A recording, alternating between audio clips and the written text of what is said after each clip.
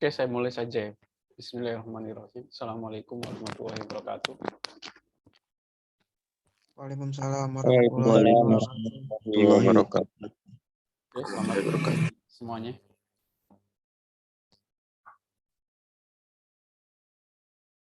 Oke, alhamdulillah di pagi hari ini kita akan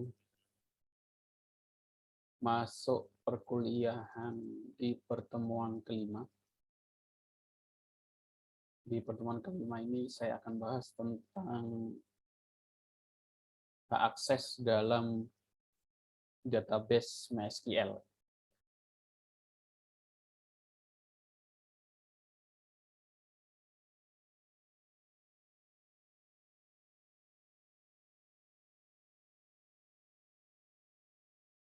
Saya tahu kalian sudah, kalau di mata kuliah sistem operasi kan, udah pernah ngambil mata kuliah sistem operasi. Dalam sistem operasi itu kan, kalau di Linux itu ada hak akses ya, makanya ada istilah root kalau di dalam Linux, termasuk di Android kan basisnya Linux, Unix. Itu ada istilah root. Root itu maksudnya apa? Root itu sebagai hak akses yang paling tinggi. Setelah itu bawahnya adalah user. Nah, istilah-istilah hak akses ini sebenarnya tujuannya nih untuk masalah keamanan gitu ya. Makanya kalau kita beli HP Android, itu kan kalau kita rubah menjadi root itu kan apa namanya? Garansinya hilang. Karena dianggap nanti kalau terjadi masalah atau terjadi apa, kesalahannya pengguna karena menggunakan root. Nah, itu perbedaannya dengan sistem operasi di Windows. Kalau di dalam Linux, semua hak akses itu ada di root ya, kecuali di folder home. Folder home itu biasanya kita nggak perlu root. Selain itu, kalau kita pengen ngedit, pengen merubah di sistem, kita harus masuk sebagai root. Itulah kenapa kadang disebutkan sistem operasi berbasis Linux atau Unix itu lebih aman, karena ya itu tadi ada rootnya yang kalau kita login gitu kita harus, kalau kita melakukan perubahan apapun kita harus memasukkan password ya, berulang kali. Tidak disarankan untuk menggunakan root di dalam operasi melakukan kegiatan biasa gitu. Sama seperti kalau di MySQL. Sebenarnya kita nggak disarankan menggunakan user root dalam pembuatan database dan lain sebagainya. Karena apa? Nanti kalau database itu bocor, usernya, si orang lain itu langsung bisa mengakses root atau yang memiliki semua hak akses. Nah, berarti masalahnya apa? Masalahnya kita harus buat user baru. Nah, ini mungkin hari ini materinya nggak banyak dan tugasnya mungkin saya undur di sini ada materi tugas, tapi mungkin nanti akan minggu depan saja saya jelaskan tugasnya. Mungkin materi ini saya setengah dulu, setengahnya saya jelaskan di minggu depan. Hari ini mungkin pembuatan user dulu ya. Jadi pertama kali kita install MySQL atau MariaDB itu kan yang dikasih adalah user root ya. User account which you can use to manage database. This use has full privilege. Nah, ini yang jadi masalah. User root itu mempunyai semua privilege. Jadi dia bisa ngapain apa saja itu. Over the MySQL server, meaning it has complete control on every database, table, user, and so on. Jadi dia bisa mengontrol apapun. Jadi disarankan jangan menggunakan user root. Because of this, it best to avoid using this account. Jadi jangan menggunakan avoid using the account of administrative function. Di step outline how to use root MySQL user to create me. Nah, di step ini how to use the root, bagaimana kita menggunakan root dalam MySQL untuk membuat user account baru dengan grant it privilege. Setelah itu kita kasih hak akses. Jadi kalau kita buat user baru itu nggak bisa ngapa-ngapain dulu karena kita belum kasih hak akses. Nah, ini yang akan kita bahas hari ini kan tadi privilege. Masalah privilege itu masalah hak akses. Nah, bagaimana buat user baru dalam MySQL atau MariaDB? Sama. Seperti kita membuat user di dalam Linux. Perintahnya sama. Create user, nama username-nya, add host. Add host itu maksudnya lokasi komputernya itu di mana. Kalau kita pengen remote atau mengakses database dari komputer lain, host ini kita isi IP address komputer tersebut. Tapi kalau itu di dalam satu host atau dalam satu mesin, kita bisa isi dengan localhost. Nah, localhost atau IP address-nya. IP address localhost itu berapa? Ada yang tahu IP address localhost itu berapa? Localhost itu IP address-nya berapa? Ada yang tahu?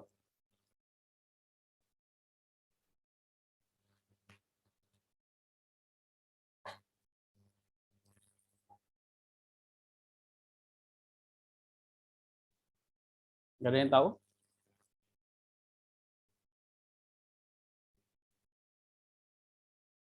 IP address localhost. Harusnya sih 127.001, Pak. ya di mata kuliah jaringan komputer ya, mungkin lebih detail masalah IP address, VPN, virtual private network. Jadi localhost itu IP address-nya ini disepakati oleh semua komputer ya. Kalau satu localhost itu IP address-nya adalah 127. Mungkin ada yang belum tahu ya. 001. Jadi localhost itu sebenarnya adalah name server ya. Sebuah domain localhost itu. Posisinya kalau di Linux itu di etc, saya lupa. Ya di bagian setting Apache-nya biasanya, bahwa kalau orang nulis localhost diarahkan ke 127.001. 127.001 itu komputer lokal. IP privat. Nah, terus identified by ini maksudnya untuk ngasih password. Identified by, jadi diidentifikasi dengan cara passwordnya apa. Nah, seperti itu cara buat user baru dalam MySQL. Saya kasih contoh. Di sini saya sudah masuk sebagai user root. Kemudian saya buat user baru Dwi. Create user Dwi at localhost boleh 1@2127.0.0.1 juga boleh. Kalau kita dari komputer lain boleh dari IP address komputernya ya. Itu berapapun. Identified by 123 artinya passwordnya adalah 123. Udah, seperti itu saja. Jadi kalau kita pengen login, ya saya exit dulu, keluar dulu dari MySQL, terus masuk lagi MySQL min U, min user, nama usernya Dwi, terus kita masukkan passwordnya min P, terus nanti ada opsi lain sebenarnya min H kalau kita dari komputer lain, dari komputer atau IP address lain, itu kita bisa menggunakan min H, kita masukkan IP address komputer MySQL servernya. Karena ini dari satu komputer, dari satu host, nggak perlu. Terus min P, enter password, masukkan passwordnya. Nah, ini biasanya ada yang karena passwordnya ini nggak muncul, nggak kelihatan, cuma bintang-bintang. Jadi kalau typo, ya nggak bisa masuk ya. Jadi kadang beberapa mahasiswa mungkin lupa ketika masukkan buat passwordnya. Kalau nggak salah nulis, terus nggak bisa masuk, terus bingung gitu ya. Biasanya sih karena typo ya. Salah nulis atau lupaan passwordnya. Masalahnya apa? Karena kita nggak tahu password yang kita tulis di sini. Sebenarnya bisa langsung tulis di sini kalau pengen tahu. Min P kita tulis langsung 123 juga bisa. Tapi biar nggak ketahuan passwordnya kita enter. Oke. Kalau berhasil masuk, nah ya sama tampilannya seperti kita masuk ke dalam user root. Nah, ini dia belum punya hak akses apapun nih, hanya bisa login saja. Dia nggak bisa membuat database, dia nggak bisa masuk database, nggak bisa select tabel, nggak bisa isi tabel, nggak bisa ngapapun. Hanya bisa login. Kenapa? Karena belum kita isi, belum kita beri privilege, belum kita beri hak akses untuk melakukan operasi database. Buktinya apa? Buktinya di slide selanjutnya saya akan masuk ke database pegawai yang saya buat di pertemuan sebelumnya. Saya tuliskan perintah use pegawai. Kemarin saya buat database namanya pegawai. Nah, ketika saya pengen masuk ke dalam database pegawai menggunakan user DUI, use pegawai, nanti akan perintah access denied. Artinya apa access denied itu? Akses ditolak for user DUI. Kenapa? Ya karena belum punya akses untuk masuk menggunakan database. Nah, kelebihannya di sana. Jadi kita bisa membuat user secara spesifik, ini hanya bisa lihat database ini, hanya bisa ngedit, hanya bisa delete. Gitu. Jadi lebih aman menggunakan ini.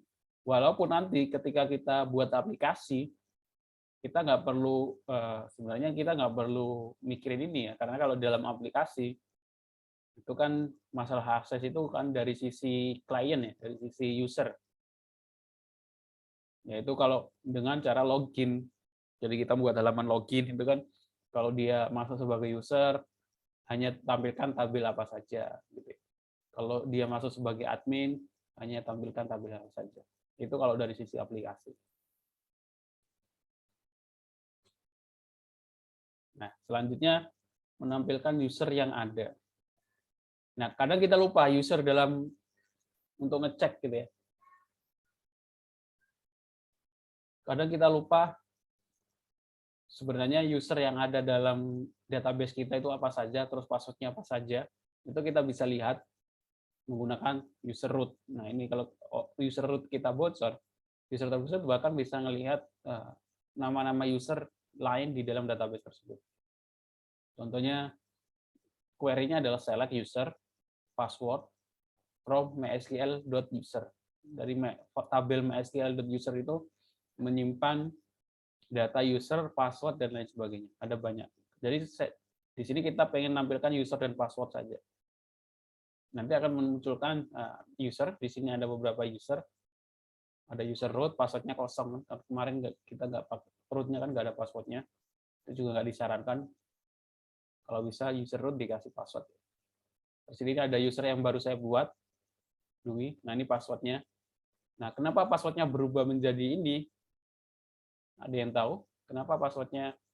Tadi kan saya buat password dengan nama 123. Kenapa yang muncul di dalam tabel MySQL user ini bukan 123? Ada yang tahu? Kenapa?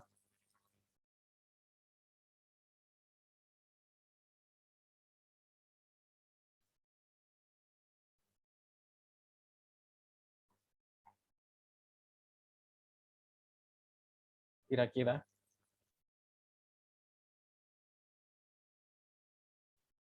Kenapa yang tersimpan di dalam password ini bukan password yang saya buat sebelumnya, yaitu 123?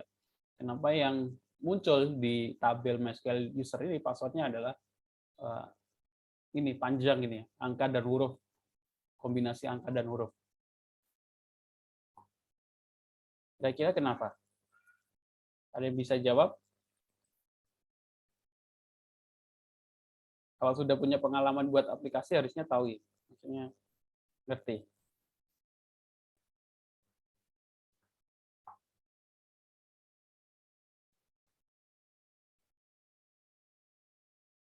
Nggak ada yang tahu. Kenapa? Karena ini nanti kalian juga harus mengimplementasikan seperti ini kalau buat sistem, nanti entah itu di KKP atau dibuat aplikasi. Menyimpan password itu nggak boleh nyimpan password secara plain text ya istilahnya. Plain text itu kalau passwordnya 123 disimpan 123, itu nggak disarankan. Sama seperti tadi, kalau kita memasukkan password di form, harusnya passwordnya itu dalam bentuk bintang-bintang, nggak terbaca, biar nggak diintip orang lain. Oke. Nggak ada yang tahu kenapa passwordnya ini munculnya angka-angka seperti ini.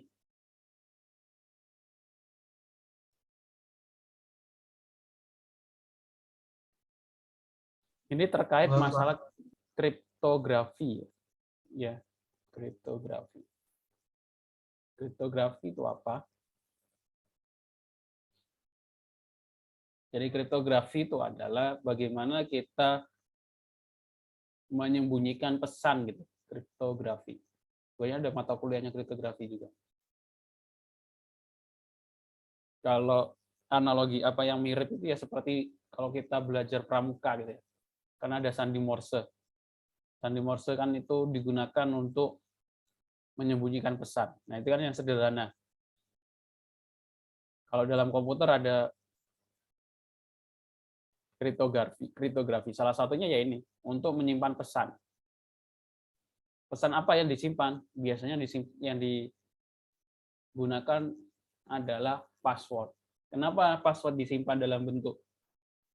Ini namanya encrypted ya, enkripsi. Gitu.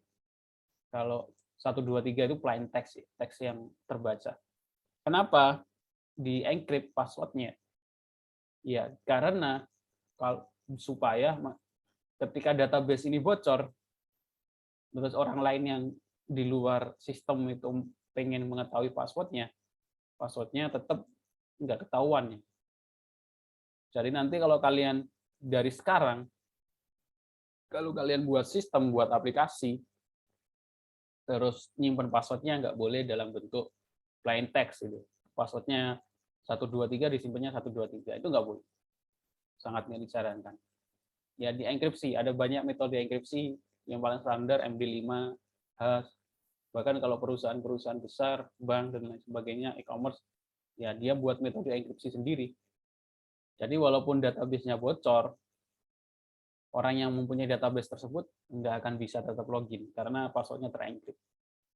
Pernah kejadian ketika database ini ya di Tokopedia, kalau kalian baca beritanya, database Tokopedia 10 giga atau berapa giga itu bocor, ada yang upload di internet dijual, termasuk password, alamat, nomor telepon dan lain sebagainya.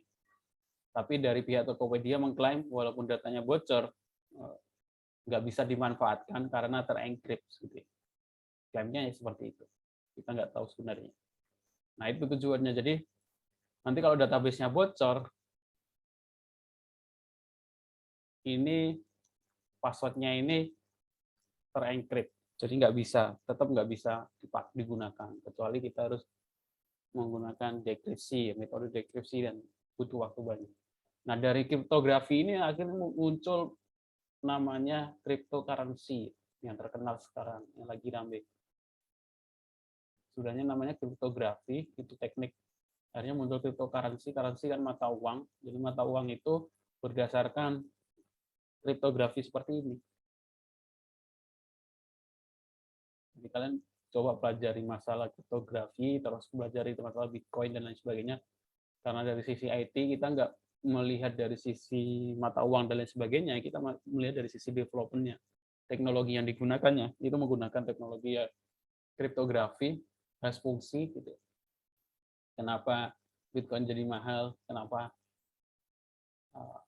lebih aman dan lain sebagainya, hubungannya sama kriptografi.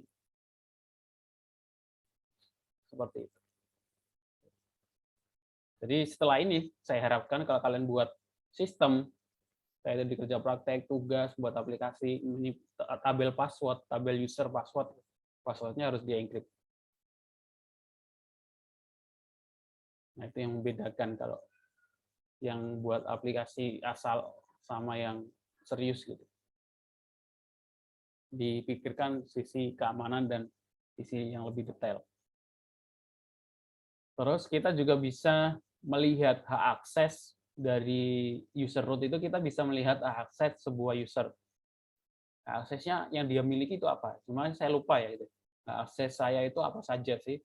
Ya kita masuk sebagai user root, terus kita cek dengan menggunakan query so, jadi bukan select ya, so grant itu hak akses yang dimiliki seorang user. Grant itu diberikan gitu ya. Hak akses apa saja yang diberikan grant for user at localhost. Nama user at localhost. Contohnya show grant for Dwi at localhost user yang baru saya buat. Nah, nanti akan memunculkan hak aksesnya. Di sini grant usage artinya usage itu kan memakai. Jadi grant usage itu sebenarnya hanya bisa login saja, nggak bisa ngapa-ngapain. Belum ada select, belum ada creatable, dan lain sebagainya. Jadi dia hanya bisa login. IDTV, password, passwordnya juga dimunculkan tapi terenkripsi.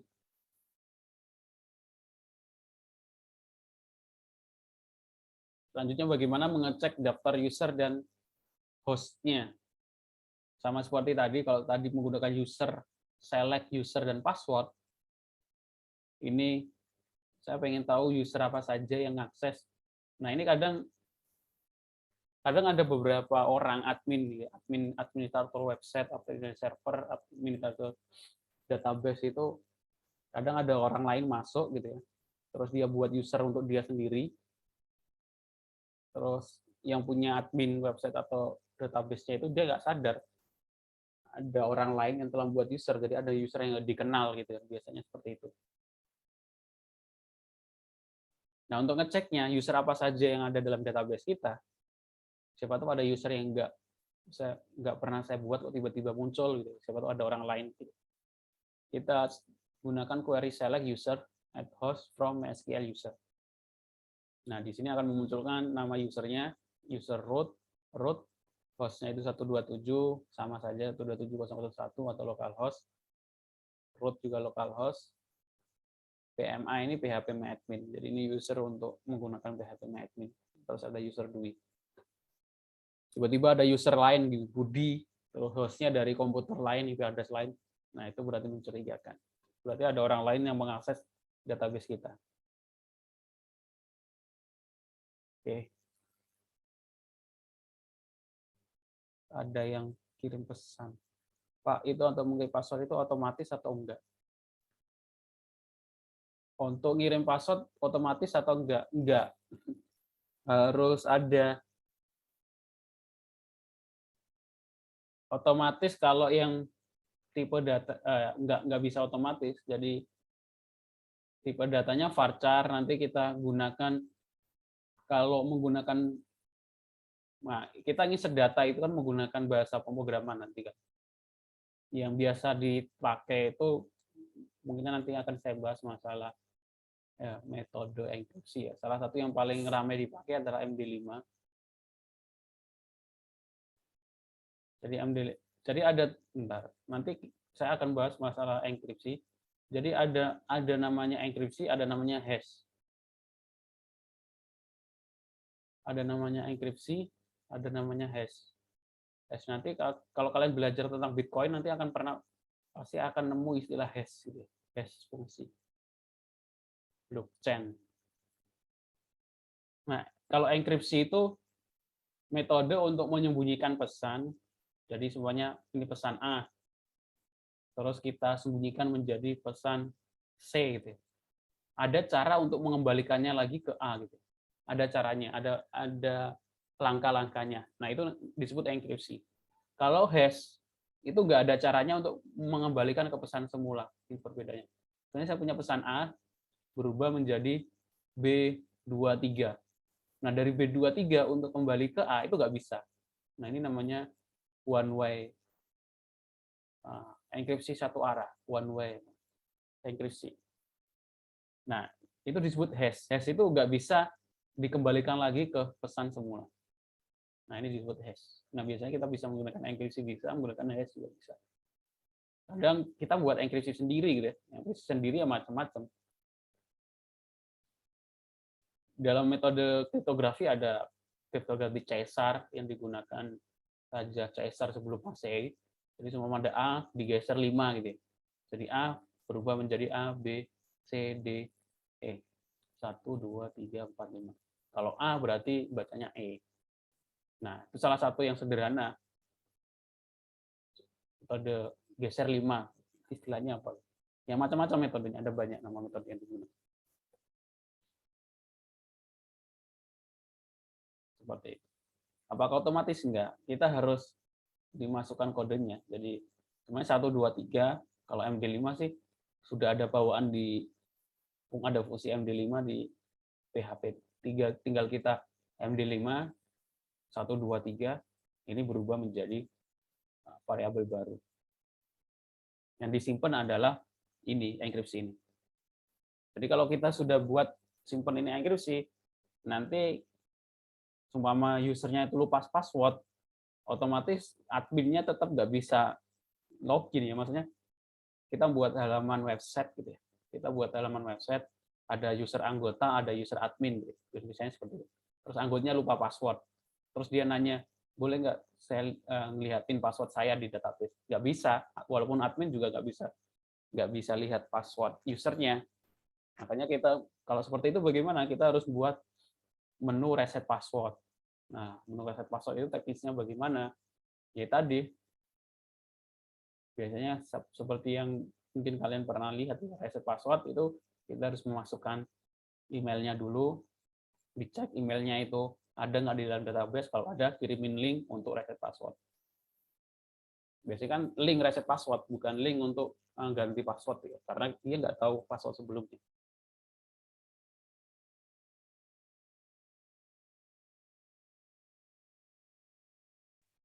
Ya, seperti itu. Oke. Tipe-tipe hak akses dalam MySQL. Nah, tipe-tipe hak akses itu ada banyak. Ada all privilege, ini artinya semua hak akses dia bisa gunakan. Ini biasanya dipakai untuk user root.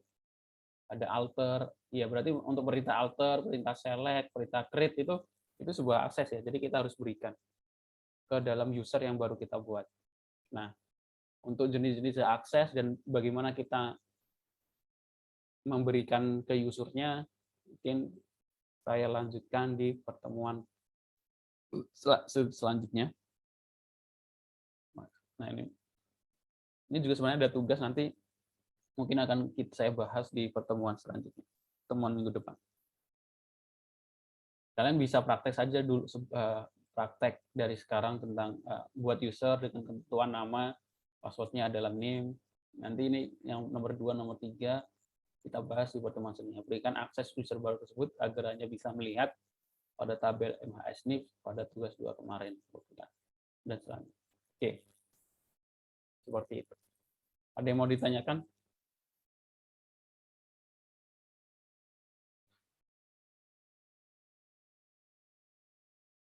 Tidak, Pak. Nggak ada.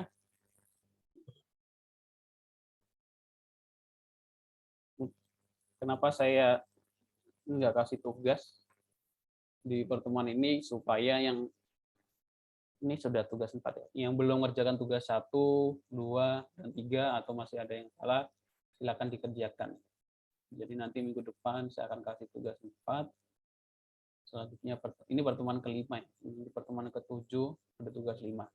Jadi kemungkinan sebelum UTS itu ada 5 tugas. Nah, UTS-nya itu apa? Saya kasih gambaran. UTS-nya paling nanti mudah ya. UTS-nya ya buat tabel. Paling nanti UTS-nya akan saya kasih desain database dalam bentuk IRD. IRD itu apa? IRD itu Entity Relational Database. Yaitu perancangan database. Biasanya bentuknya kotak-kotak seperti ini. Nanti di sini ada penjelasannya. Ini ID mahasiswa, tipe data, primary key, ID apa, gitu ya. Nanti ini berhubungan ke sini. Paling seperti itu, terus soalnya paling ini saja. Perintahnya buat user, ini, buat tabel, berikan hak akses, isi data, lakukan beberapa select, dan lain sebagainya. Itu saja. Harusnya nggak susah. Oke.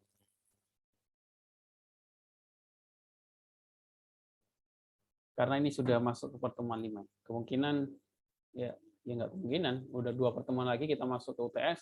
Nanti setelah UTS saya tambahkan nanti materi tentang kriptografi, terus bagaimana menghubungkan database ke bahasa pemrograman, bagaimana menampilkan database ke bahasa pemrograman gitu ya.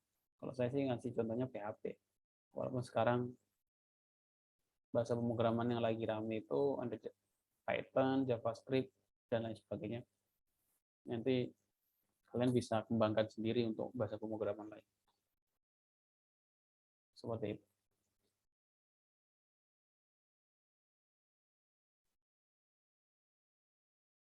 Oke, ada yang ditanyakan? Pak, mohon maaf Pak, mau tanya. Iya. Yang tugas sebelumnya, yang tugas 3 kan menambahkan kolom ya Pak, menambahkan kolom tanggal. Iya. Nah, saya udah bisa masukin nambah kolomnya, terus masukin datanya biar ke kolomnya aja gimana ya Pak?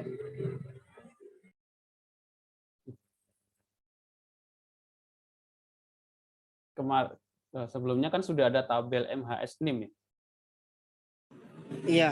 Terus kita perintahnya ke suruh nambahkan kolom sama tambahkan IPK sama tanggal lahir. Tanggal. Ya, itu udah bisa. Udah tinggal masukin datanya ke tanggal itu, masukin datanya aja. Nah, masukin datanya ya, errornya kemungkinan nggak tahu query-nya atau salah. Tanggal itu kan ada formatnya, harus sesuai bulan dulu atau tahun dulu yang saya bahas di pertemuan sebelumnya itu. Kalau lupa mungkin bisa lihat rekamannya lagi. Idealnya emang harus hari dulu formatnya. Baru bulan, baru tahun. Kalau tipe datanya date. Iya kan? Iya. Untuk nambahnya, sama seperti kita melakukan update. Jadi, update, nama tabel, set, nama fieldnya, where, ID-nya apa. Masuknya ke update berarti ya Pak? Bukan ke insert into. Ya, kalau insert itu kan untuk memasukkan data baru. Kalau itu maksudnya update, kan itu sudah ada data sebelumnya. Terus kita ingin update. Ya, itu maksudnya update. Baik Pak, terima kasih Pak. Pak, mau nanya Pak. Iya. Kalau update gitu dia nggak bisa langsung ya Pak? Saya soalnya itu ngerjain update, saya update satu-satu Pak. Nggak bisa langsung ya, langsung banyak gitu. Yo, kayaknya nggak bisa. Karena kan nanti harus kan apa namanya, beda-beda gitu kan. Update untuk primary apa yang nama mahasiswanya Budi, baru nanti yang nama mahasiswanya nama lain gitu kan. Satu-satu. Ya. Baik, terima kasih Pak. Ya, karena itu kan sebenarnya edit ya, perintah edit update itu. Jadi edit sih sebenarnya satu-satu kan. Kecuali kalau insert. Nggak tahu juga, saya belum pernah nyoba update langsung beberapa. Silakan dicoba sih, kalau berhasil ya nggak apa-apa. Pakai koma. Saya nyoba langsung nggak bisa Pak, error. Nggak bisa. Makanya saya satu-satu. Ya, kalau nggak bisa satu-satu sih. Karena edit kan harus dijalankan dulu satu-satu. Oke. Yang lain mungkin ada yang mau ditanyakan?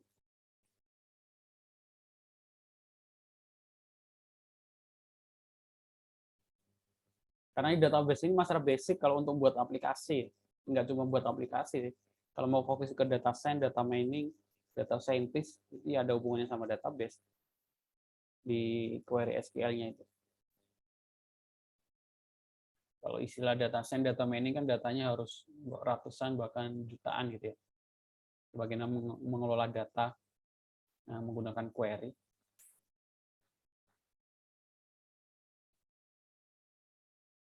Ya, ada lagi yang mau ditanyakan? Untuk yang belum mengerjakan tugas 1, 2, 3, silakan dikerjakan. Karena nanti kalau nggak dikerjakan sekarang akan numpuk-numpuk, akan nambah tugas lain, terus waktu untuk ngerevisinya juga nggak ada ya, karena semakin mepet. Sebelum UTS ya, maksudnya kalau minggu depan itu UTS, berarti perkuliahan sekarang ini terakhir pengumpulan. Seperti itu.